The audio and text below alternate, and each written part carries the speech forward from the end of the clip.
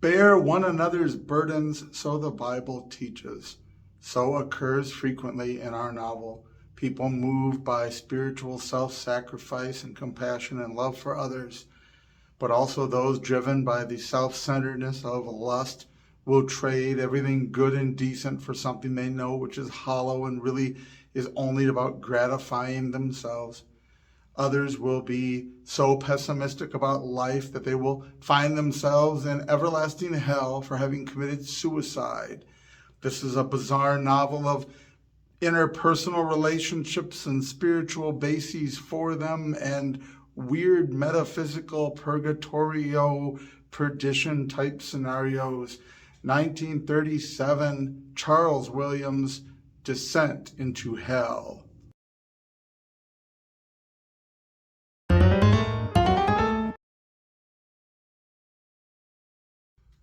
All the world's a stage, saith Shakespeare. And so the Williams novel, Descent into Hell, is a book about a playwright and a troupe that is going to be performing the play, and how the troupe does not fully understand the play, and their struggle to understand it sort of amuses and bemuses the playwright. It's a story about a man who strikes out with a woman, but encounters her doppelganger, some sort of spiritual succubus, and decides to endeavor into a relationship with it. He likes what it has to offer, and increasingly everything in the dialogue between him and his succubus is only about him highlighting the self-centeredness. It's a story about crossing time and space from this mysterious estate of Battle Hill, where one of the ancestors had been martyred during the purges of Catholics. So on it goes. One of the ancestors committed suicide as well. We get the story. An entire chapter deals with the suicide of the desperate man, and that chapter is brilliant, insightful, actually amusing in some places. He loses his job because they meet to describe his performance and discover that ultimately their conclusion is that he is a nuisance. not describing him as incompetent or just, he's not particularly good at anything. His home life isn't great. His marriage isn't great. His professional, and as the chapter unfolds through the shadows and the setting sun and the rising sun and the shadows and the on and on it goes until he makes his way to the rope and he kills himself. And it goes on so long, but is very brilliant. And in that, I believe, is actually the best synopsis I can give. I was recommended the novels of Charles Williams. I had never read any of it. He was a contemporary with C.S. Lewis, with Tolkien, and you can see elements of this sort of mysticism, leaning a little more towards the overtly Christian like Lewis than the more subtly religious like Tolkien.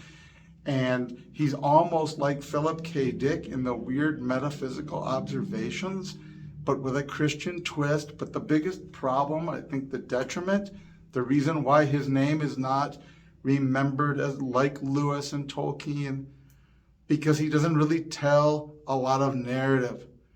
Literally, the book Descent into Hell, the man meets the succubus and it literally sucks the life out of him.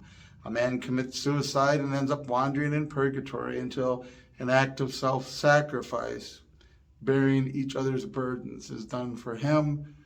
The woman who constantly meets her doppelganger and suffers the fear has that fear removed by another sharing her burdens. There's a couple of people that have a conversation. An entire novel that tells a very short story, but is page after page after page of birds and shadows and the symbolism in branches. And it isn't at all that I'm saying that it's bad. It's just very lengthy. There's not enough narrative action. There's not enough moving from place to place.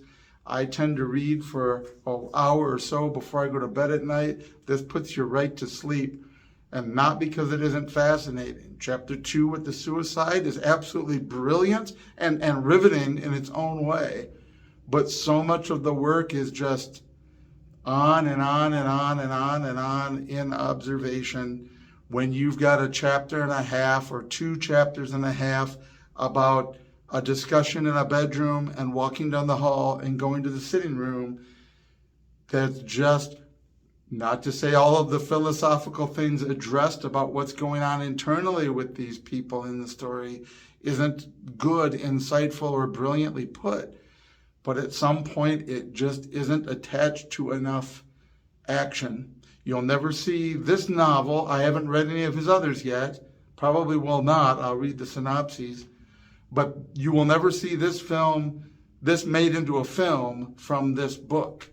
I mean, I guess you could, but you'd have to add so much to it. You'd never get the important parts of the novel being internal and symbolic and unspoken. Capturing that on film would just not be practical. And there's so little of actual dialogue, interaction, and plot progression that I don't know what you would do with that. In the long run, I think Williams was a much more brilliant man than he was author. As good as he is with the verbiage and especially of his time, I had to look up a bunch of words.